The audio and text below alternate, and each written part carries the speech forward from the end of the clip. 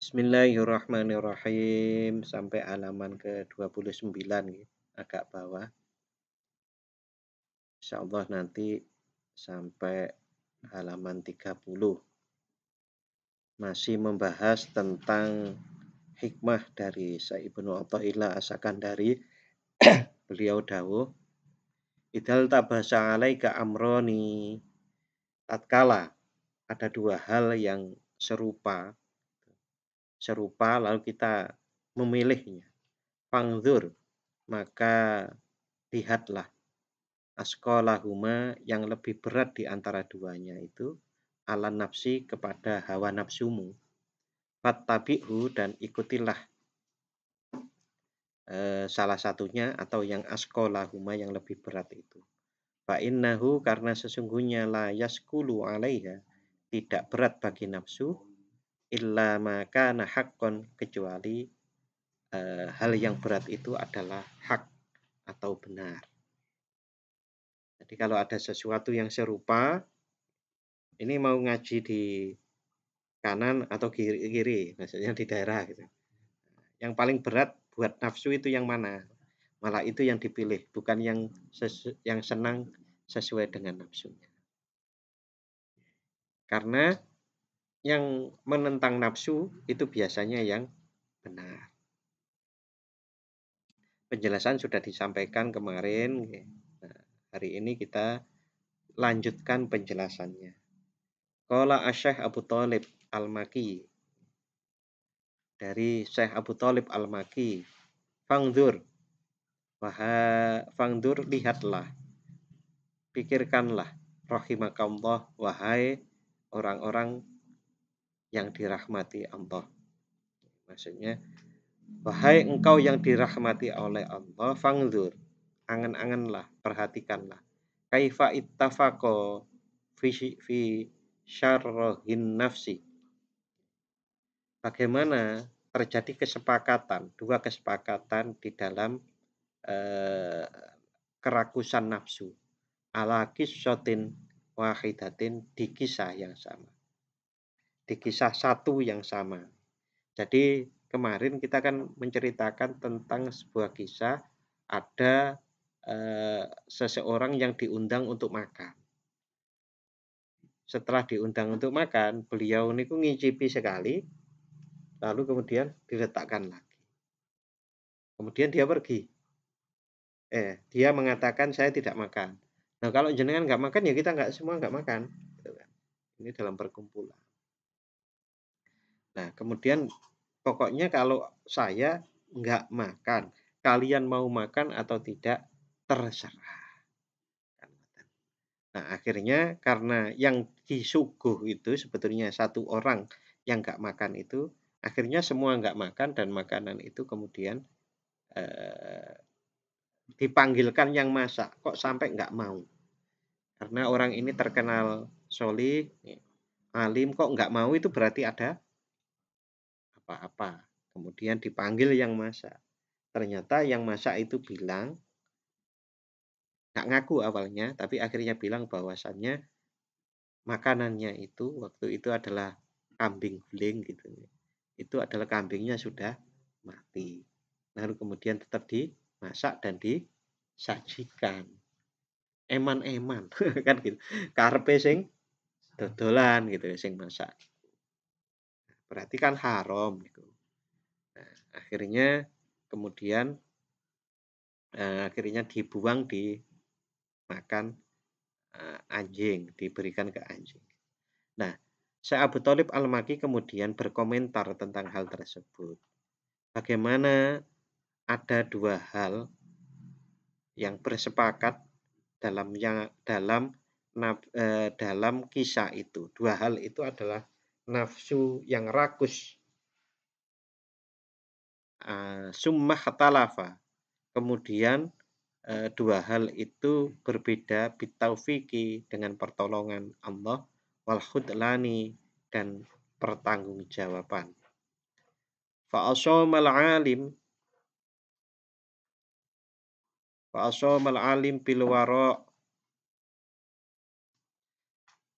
Allah melindungi orang alim karena wirainya, wal muhasabati dan muhasabahnya. Wa tarokal jahil, dan Allah meninggalkan al jahila orang yang bodoh, ma'a syarrohin nafsi beserta kerakusan nafsulnya, bil khirsi yang tamak.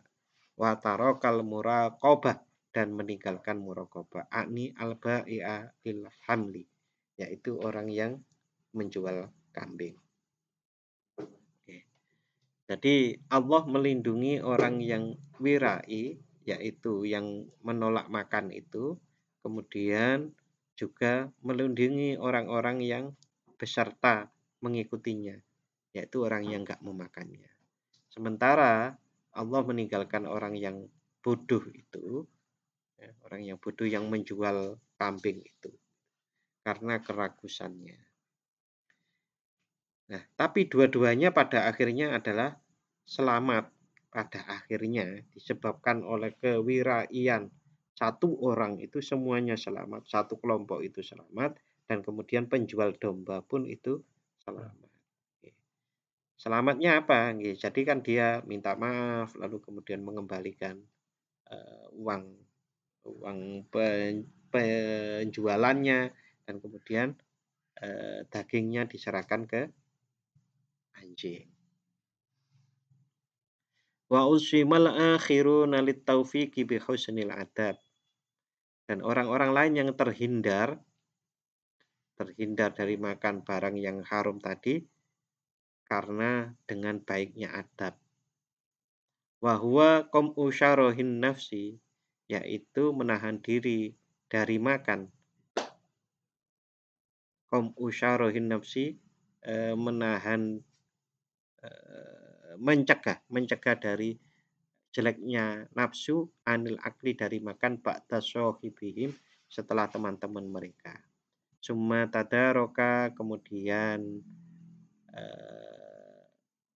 nyusuli, summa tadarokal ba'iu, kemudian penjual itu menyadari kesalahannya, ba'da wuku'ihi, setelah kejadian, bisidqil mustari, dengan jujurnya orang yang pembeli, wa husni niyatihi, dan niat baiknya. Intaha, selesai tentang cerita dan komentarnya.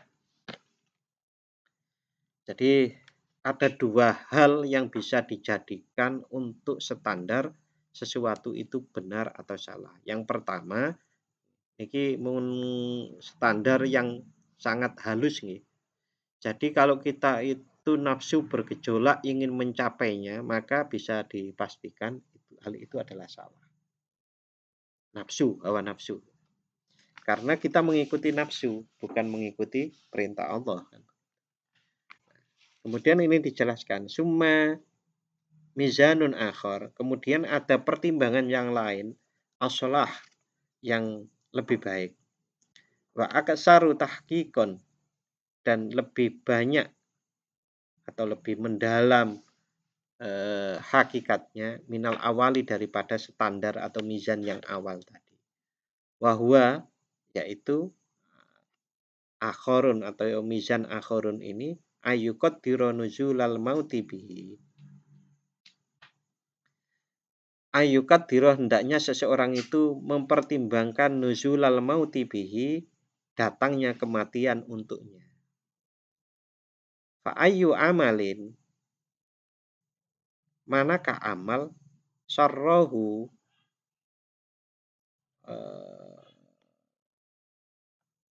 ayyakuna mashulan bihi, yang dia senang sibuk dengan amal itu, idzaka fahuwa haqqun, karena kalau mempertimbangkan kematian, maka kalau dia senang dengan amal yang sedang dikerjakan itu, maka itu adalah benar. Wa ma'adahu batilun, kalau selain itu adalah salah. Ini penjelasan sederhananya. Kalau kita itu ingin melihat, menentukan sesuatu itu benar atau salah perbuatan kita, gampang mawon. Kalau kita mati pada waktu ngelakoni perbuatan itu, kita itu seneng atau enggak? Contoh, kita sholat, terus mati di dalam sholat. Seneng mboten? Seneng. Nah, kalau sebaliknya, judi, mati di tempat perjudian. Seneng mboten? Nah, judi itu salah kan? Gampang tau niku. Jadi pertimbangkan dengan kematian. Kalau kita mati di saat melakukan amal itu, maka yang kita menyenangkan diri kita berarti itu adalah benar. Karena apa? Di akhir hidup kita, pada waktu kita harus menghadap kepada Allah, kita dalam keadaan yang benar. Ataupun kalau bukan pertimbangan, nanti Allah yang menilainya. Ini pertimbangan yang lebih sederhana. Diketahui orang mati pada waktu di perjudian. Wah, welek banget tuh. Jadi standarnya ngoten, Pak. Ambil toh, udah toh.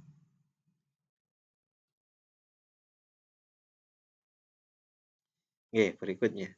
Qala filato ifil minan. Jadi itu standar yang kedua. Saya ringkas lagi. Standar yang pertama, kalau nafsu kita itu bergejolak, hawa nafsu kita ingin mencapainya karena ingin senang, karena ingin bangga, dan seterusnya, maka itu salah. Kalau tidak seperti itu berarti benar. Standar yang kedua adalah kalau kita mati pada waktu melakukan amal itu, kalau kita senang berarti amal itu benar. Kalau sebaliknya berarti amal itu salah. Nah, itu cara-cara memilih di antaranya untuk memakai pertimbangan-pertimbangan memilih sesuatu. Qala fi lataifil minan. Saibnu Athaillah berkata di dalam kitab Lataifil Minan. Wal mautu mizanun alal af'al. Kematian adalah pertimbangan atau timbangan alal af'al untuk perbuatan-perbuatan wal akhwal maupun perbuatan hati. Kama huwa mizanun fi dairatil wakti.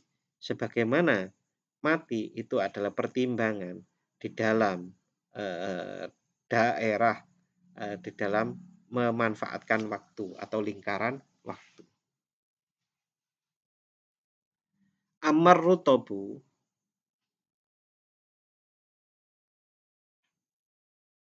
mengenai mana yang lebih baik, adapun tentang derajat fakama taqaddama, maka sebagaimana yang telah dijelaskan, yakni yaitu annahu sesungguhnya alamatu sihhatu martabatil wilayah, sesungguhnya tanda dari benarnya martabat atau derajat wilayah kewalian. Wa amal af'al wal ahwal, adapun perbuatan maupun kondisi jiwa, fa'idal tabasa tatkala serupa alaika kepadamu amrun, sebuah perkara la tadri yang engkau tidak mengerti, hal yardallah fi'lahu aw tarkahu, apakah Allah itu meridhoi atau meridhoi engkau mengerjakan atau meninggalkannya.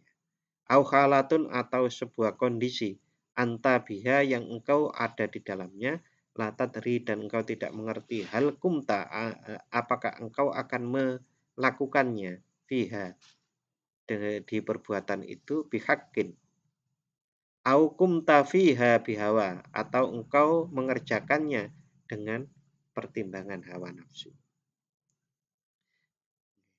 Kalau perbuatan maupun kondisi yang akan kita lakukan, kita itu tidak mengerti manakah yang diridhoi Allah di antara keduanya itu.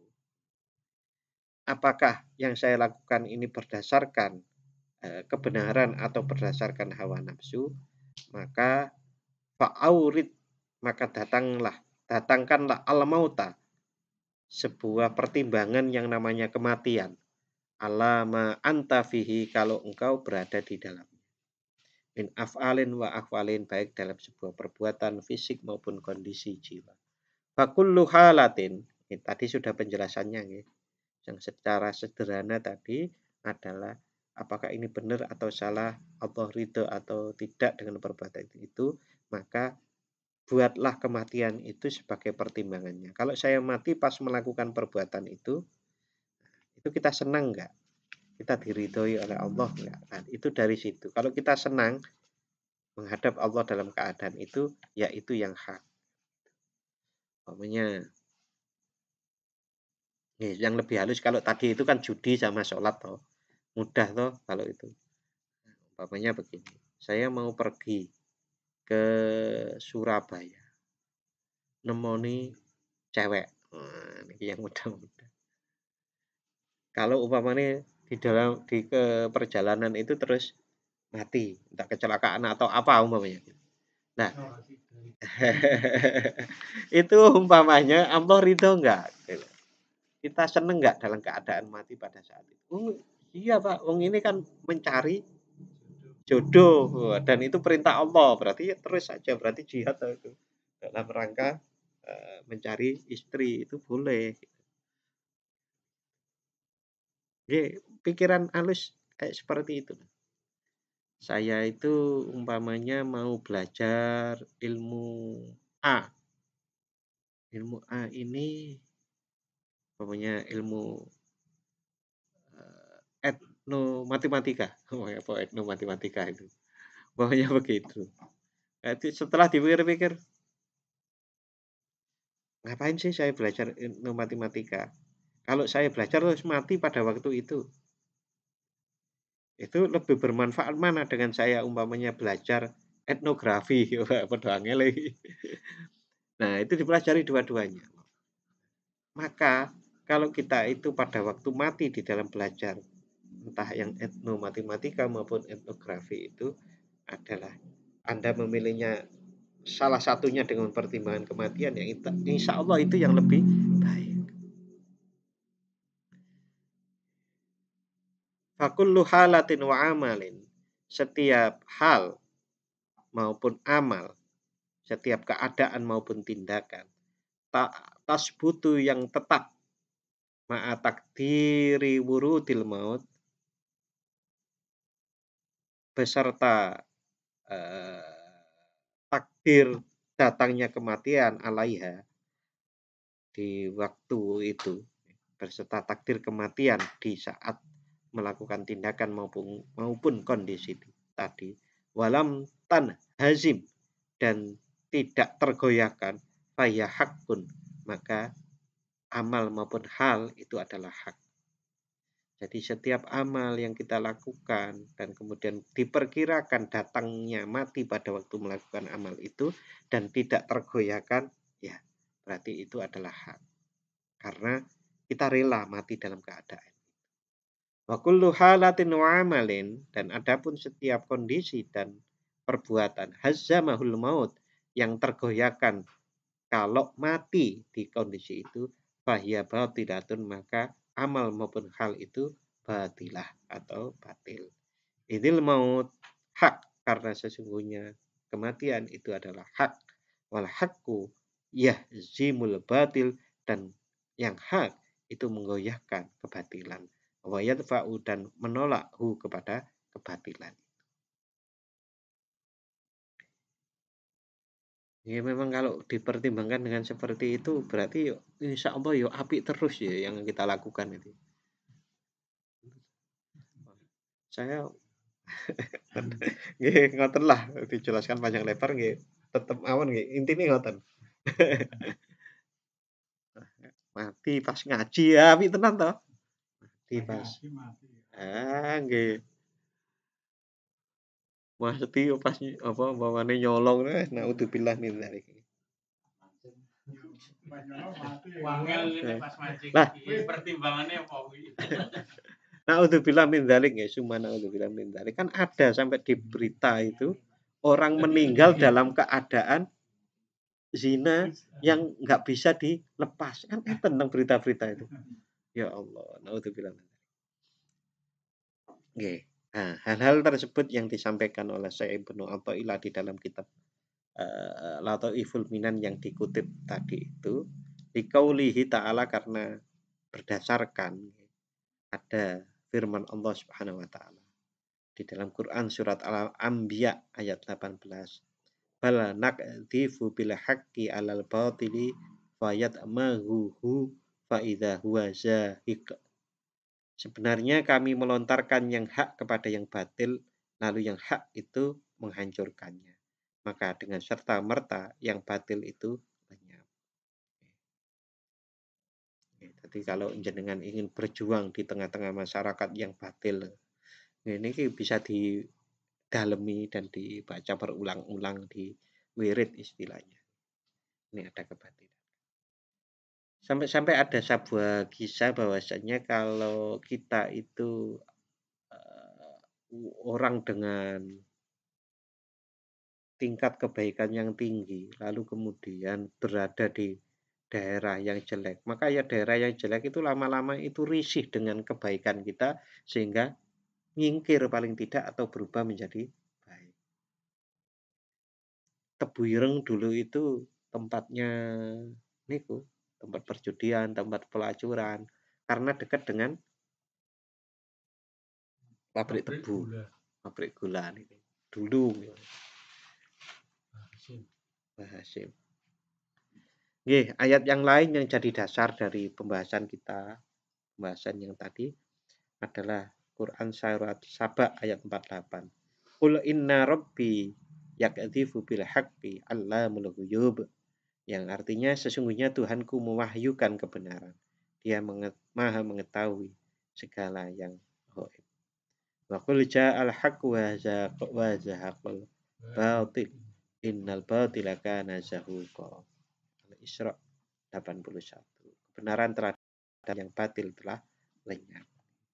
Ini bisa diwirid. Saya nggak pernah nih diajak wiritan niki yang Al-Isra 81. Wa qul ja'al haqqu wa zahaqal batil innal batila kana zahuqa. Ngono wae wiritane terus. Waktu itu masih di dekat Kedengkon yang di Plumbon itu. Ternyata tak ingat-ingat yang ngejak saya wiritan itu orang Wahidiyah. Semerak Wahidiyah nggih. Wahidiyah. Sholawat Wahidiyah teng Kediri niku. Kira-kira saat ini pun belum pernah ketemu. Dulu kan pas waktu mahasiswa gitu aja sana ngaji gitu terus wiritan ini kayak termasuk niki. Aku bisa al-haqqu wa yaqul batil innal batila kana zahuqa. Dan ayat ini sering juga kalau kita baca di hisib-hisib itu ada biasanya. Jadi salah satu yang dibaca. Berikutnya wa ma kunta fihi qa'iman bihaq. Wa ma kunta dan tidaklah engkau berdiri fihi di dalamnya di dalam waktu itu qa'iman bihaq berdiri dengan benar. Lam yuhazzimhu al-maut sehingga kematian tidak menggoyahkannya. Huwa haqqun karena itu adalah kebenaran. Wal mautu haq dan kematian itu adalah kebenaran. Wal haqqu la yuhazzimu al haqq dan kebenaran itu tidak menggoyahkan kebenaran.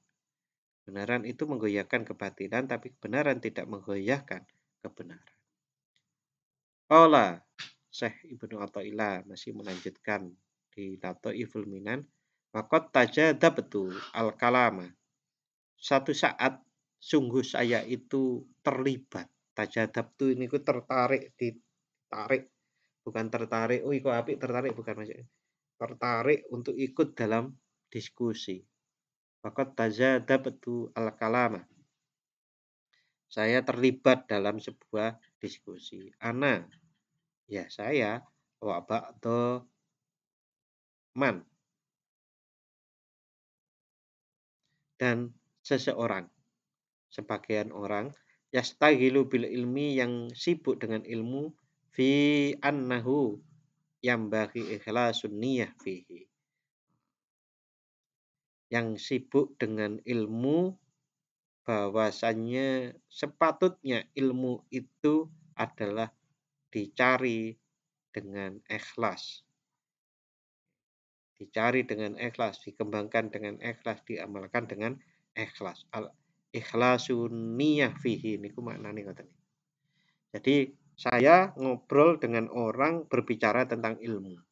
Yang kemudian pembicaraannya itu sampai berbicara tentang keikhlasan. Keikhlasan mencari ilmu, keikhlasan menyampaikan, keikhlasan mengamalkannya. Wa annahu dan sesungguhnya la yastaghilu bihi illa lillahi ta'ala. Bahwasanya mencari ilmu itu, sibuk mencari ilmu itu tidak ada yang diniatkan illa lillah kecuali lillahi ta'ala.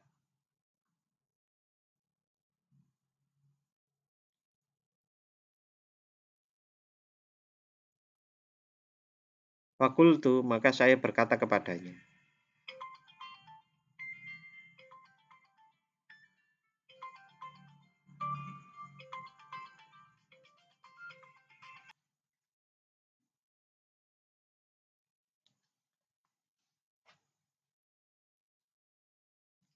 Fakultu lahu, saya berkata kepadanya, alladzi yaqra'ul ilma lillah.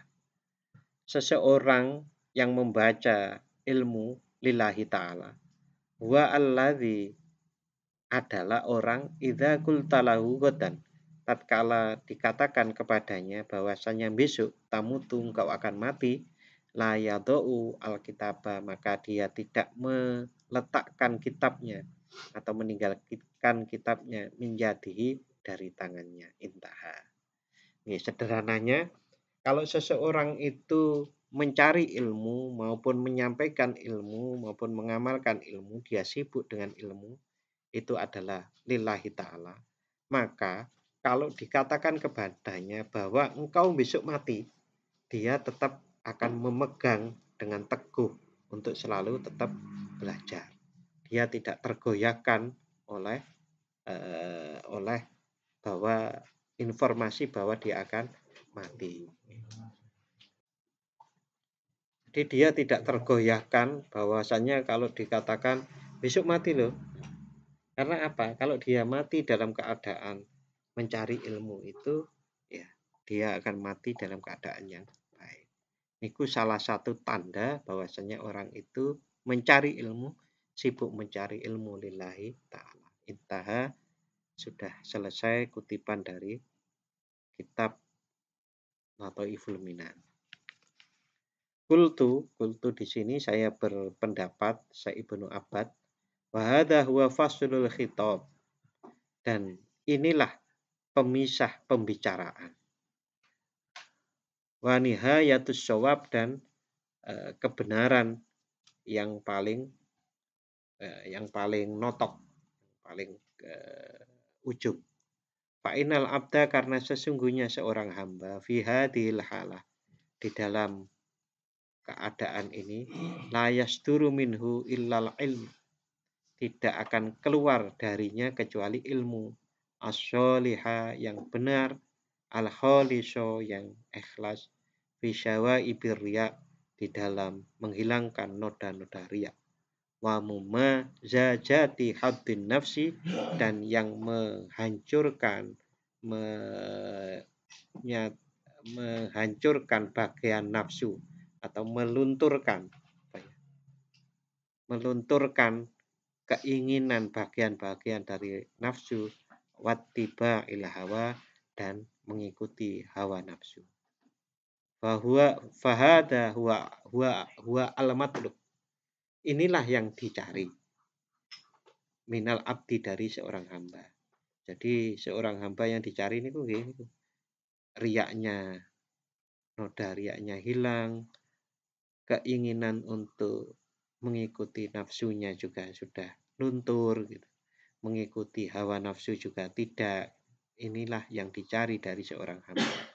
Wala yastatimmu lahu, dan tidak menjadi sempurna baginya, bagi hamba tadi itu, zalika, hal tersebut maksudnya dia menjadi ikhlas dan seterusnya tadi, illa ayyatahaqqaqa, kecuali dia menjadi nyata untuknya, bima yuqaddiruhu, dengan apa yang ditakdirkan, dipastikan untuknya, min khululil maut, dari datangnya kematian, wa husulil faut, dan hasilnya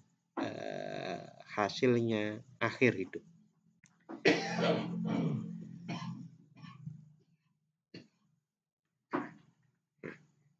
Dan ya itu tadi maksudnya ini kan menjelaskan bahwasannya kematian itu menjadi salah satu pertimbangan bahwasannya kebenaran itu bisa ditimbang salah satunya dengan kalau kita mati dalam keadaan itu maupun dalam mengerjakan perbuatan itu kita senang atau tidak.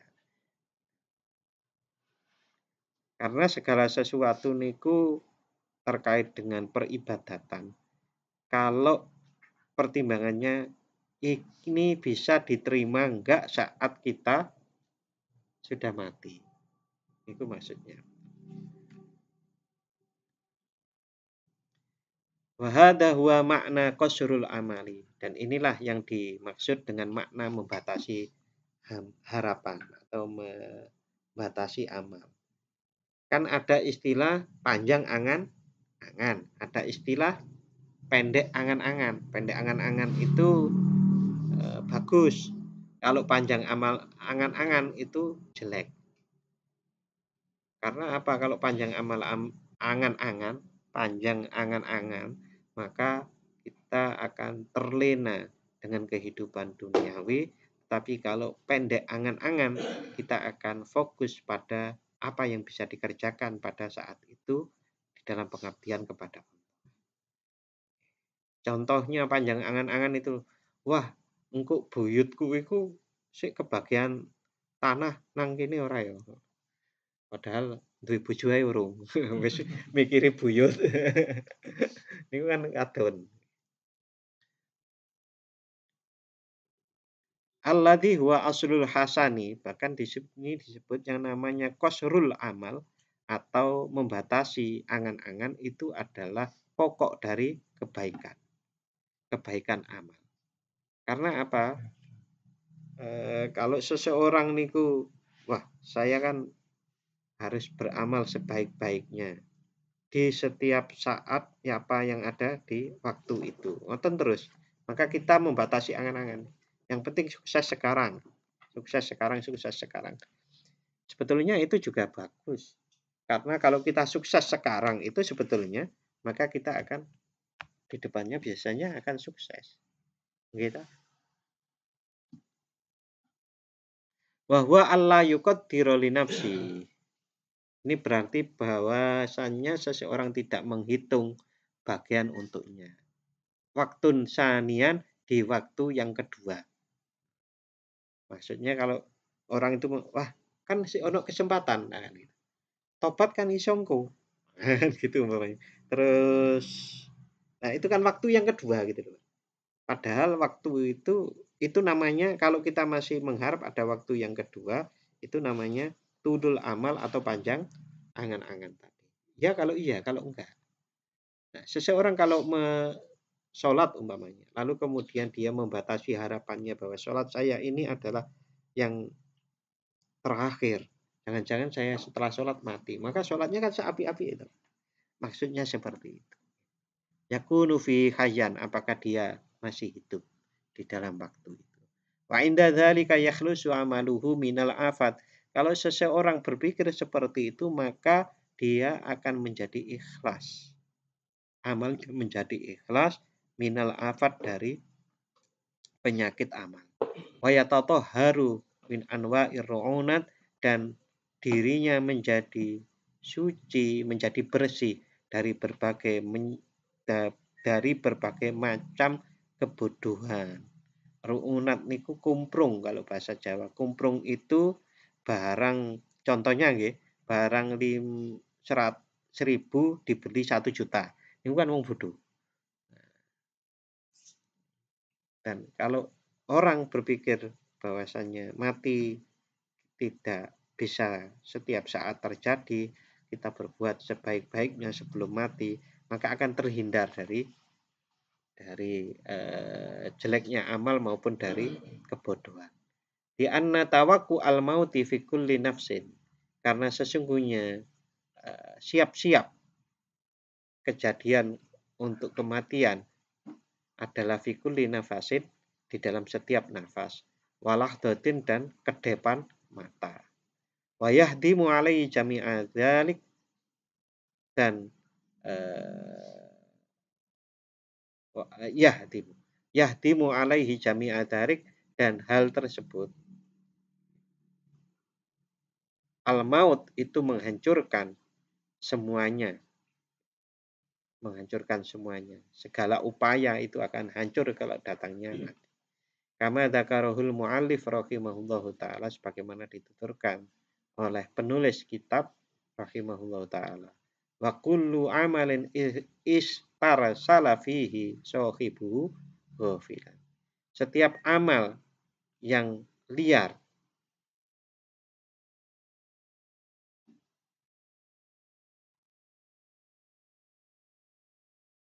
fihi sahibuhu ghafilan, yang mana setiap amal yang dilakukan oleh pelakunya yang ghaflah akan menjadi liar, antakdiri wuku idalik, dari memperkirakan terjadinya kematian. Illam yakun mutahakkikon bihi, kalau dia itu hak, jika itu terwujud. Lam yakun mutahakkikon bihi, jika itu tidak terwujud. Lam yaslam mimma dzakarnahu, maka dia tidak selamat dari apa yang kami tuturkan. Maksudnya begini, seseorang yang beramal dengan ghaflah, dengan lalai tentang kematian, maka dia akan sulit untuk mencapai keikhlasan.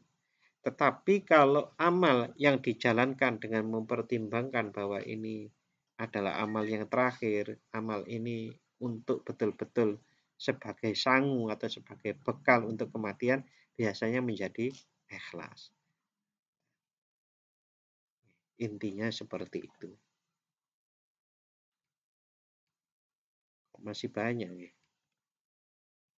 Ini ya, mau saya selesaikan sehingga kita pindah ke hikmah berikutnya. Ternyata masih banyak yang harus dibaca. Fa'idha ba'idun minal ikhlas man ya'khudu fi ilmin ghairi muta'ayyanin 'alaihil ahdu fihi. Insyaallah kita lanjutkan minggu depan. Untuk malam hari ini kita akhiri dengan membaca doa bismillahirrahmanirrahim. Allahumma inni astaudiuka ma 'allamtani fardudhu ilayya 'inda hajati ilaihi wa la tunsini ya rabbal alamin. Matur nuwun dan mohon maaf apabila ada khilaf. Wassalamualaikum warahmatullahi wabarakatuh.